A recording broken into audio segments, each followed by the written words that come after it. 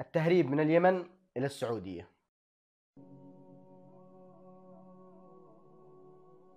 السلام عليكم.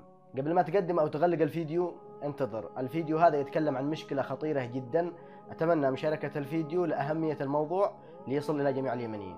وهذا الفيديو نصيحة ولا لا دخل بالسياسة. أمس الأربعاء وصلني خبر محزن جدا عن وفاة أحد أصدقائي أثناء دخوله من اليمن إلى السعودية تهريب للبحث عن لقمة العيش بسبب أوضاع المعيشة القاسية في اليمن.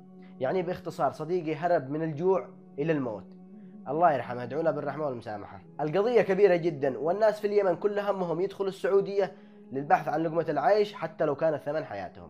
الدخول بطريقة غير نظامية يعتبر خطير جدا، خصوصا مع اشتعال الحرب في الحدود. يعني باختصار تموت جوع عند أهلك أكرم لك من أنك تموت في وادي أو في خبت أو تموت عطش وجوع في الصحراء. وأحد الأشخاص اللي أعرفهم اللي دخل السعودية تهريب وامتسك وتم ترحيله يكلمني على الجثث اللي مرمية في الصحراء وفي الجبال. ناس تطيح من فوق الجبل وتموت، وناس تتقلب مع المهرب بالسيارة وتموت، وناس تموت بإطلاق ناري لأنهم دخلوا بطريقة غير نظامية ويعتبروا متسللين. ونقول للمهربين اتقوا الله في أنفسكم واتقوا الله في الناس، تستغلوا وضعهم الحالي وتضيعوا حياتهم، بالأخير يموتوا أو يمتسكوا ويترحلوا. وأتمنى من أي شخص يحاول يفكر أنه يروح السعودية ويدخل بطريقة غير نظامية، يدخل تهريب، انه يبعد التفكير هذا من راسه، لان التهريب خطر جدا. واتمنى من الله ان تنتهي الحرب في اليمن وتتحسن الاوضاع ونعيش في بلادنا معززين مكرمين. وفي النهاية اتمنى انك تشارك هذا الفيديو عشان توصل الرسالة والنصيحة لجميع اليمنيين،